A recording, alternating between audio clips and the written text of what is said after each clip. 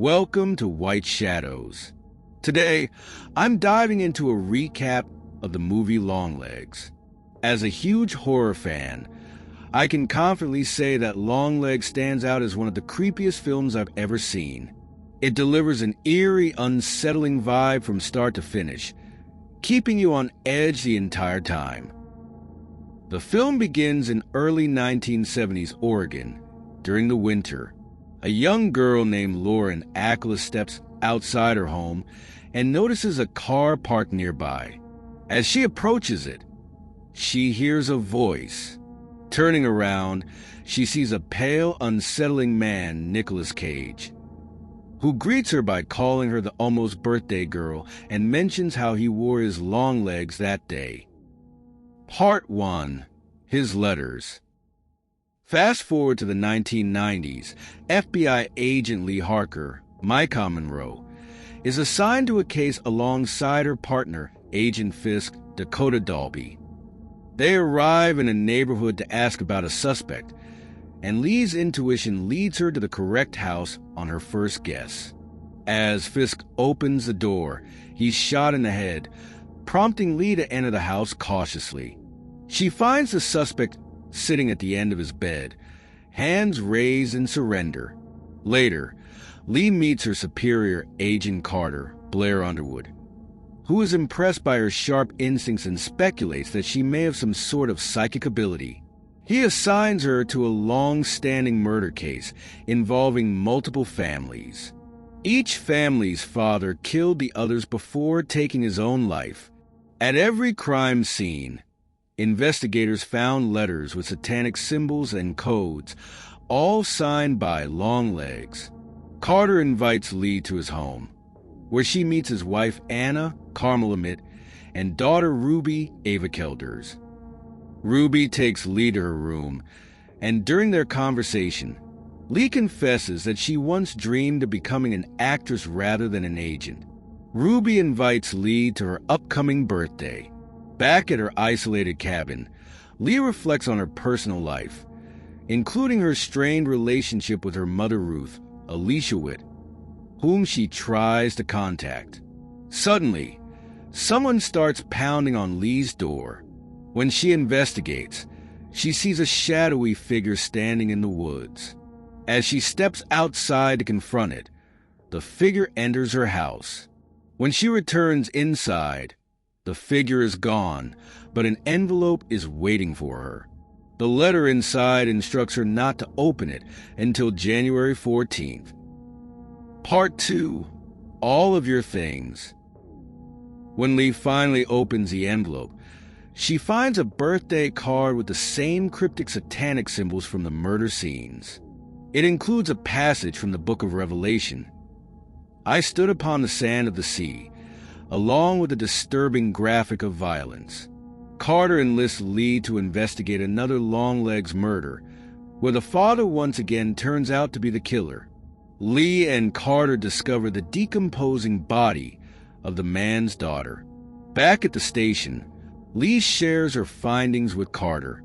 She reveals that all the murders occurred within 6 days of the victim's daughter's birthdays, all on the 14th of a given month. The dates of the murders create a triangular pattern on a calendar, with one missing date, when Longlegs is predicted to strike again.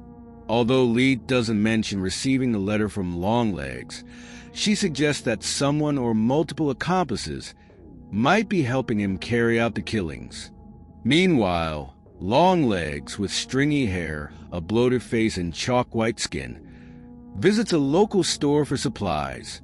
The teenage clerk recognizes him as the creepy local figure, but he attempts to act unervingly towards her. Afterward, Longlegs returns to his home, ranting and yelling in madness. Lee and Carter delve into the camera family case, focusing on Carrie and Kiernan Shipka, the sole survivor. Her father murdered the family while she was at school. They visit the Camera family farm and search the barn where the killings took place. Under the floorboards, they discover a lifelike doll resembling young Carrie Ann. Inside the doll, They find a mysterious metal ball that serves as its brain. When the examiner listens to the ball with a microphone, it produces static, causing Lee to experience disturbing visions. The examiner also claims he heard the doll whisper his ex-wife's name. Lee visits Carrie at the psych ward, where she has been staying since the murders. The orderly that Lee speaks to says that Carrie had been catatonic for almost 20 years until recently, when a man, Longlegs, came to visit her and appeared to snap her out of her state. When Lee talks to Carrie Ann, she says in a monotone, recounting her vision of her father killing a priest before killing her mother, and how she would now do anything that this man asked her to do, even if it meant killing Lee. Carter brings up to Lee that he knows that Lee had a previous encounter with Longlegs when she was a child that she seemed to have forgotten. Lee goes to visit Ruth, who seems to be a religious fanatic that is always encouraging Lee to pray, even though she says she never does. Ruth tells Lee that she is lucky to have grown and gotten older because of what she did for her. Lee finds pictures of a mysterious man among Ruth's belongings. It is a picture snapped by a young Lee. She is the girl in the opening scene. Right when Longlegs came to see her and Ruth, Lee brings this information back to Carter. Using the snapshot, the FBI are able to track down and capture Longlegs, who says his real name is Dale Ferdinand Cobble. In a brief interrogation video, Longlegs addresses Lee and creepily sings her happy birthday. Lee goes into the interrogation room to personally speak to Longlegs and determine who his accomplices may be. He goes on about how he serves the man downstairs, Satan, and how Lee should ask her mother about anybody he may have been working with. Longlegs wishes Lee a happy birthday before violently smashing his face on the table, leaving him a gruesomely bloody and noiseless mess before he dies. Carter admonishes Lee for not having Longlegs under control, because now they will never know who his accomplice is. He also informs Lee that Carrie could not be it, since she is said to have jumped off the roof of the psych ward. Lee goes to Ruth's home with Agent Browning, Michelle Choyley. Lee enters the house and doesn't find her mother, but Ruth emerges from behind Browning and blows her head off with a shotgun. Lee runs outside to confront her mother, who aims her gun at a doll resembling a young Lee. Ruth tells Lee that she is free from his control, and when she shoots the doll, a puff of black smoke emerges from the same metal ball found in the other doll. Lee then loses consciousness. Part 3: Birthday Girls. Ruth's voice can be heard telling Lee a story. Starting from the day that Longlegs first visited, Ruth pleaded with him to spare her and Lee when he came back that night to commit the murders. From that day, Ruth has been his accomplice, delivering dolls that he crafted to look like the daughters of each family that contained an essence of satanic magic that manipulated the fathers into carrying out the killings. Ruth would go to the houses dressed as a nun, saying the dolls are gifts from the church. Longlegs had also been living in the Harker's basement, making him the man downstairs as well. Ruth justifies her actions as doing it to save Lee from dying and going to hell. The Lee doll had been the psychic voice in her head, guiding her in her investigations. Lee wakes up in her old bedroom and finds her mom gone. She hears the phone ringing and answers it. A creepy voice tells Lee that she is missing Ruby's birthday.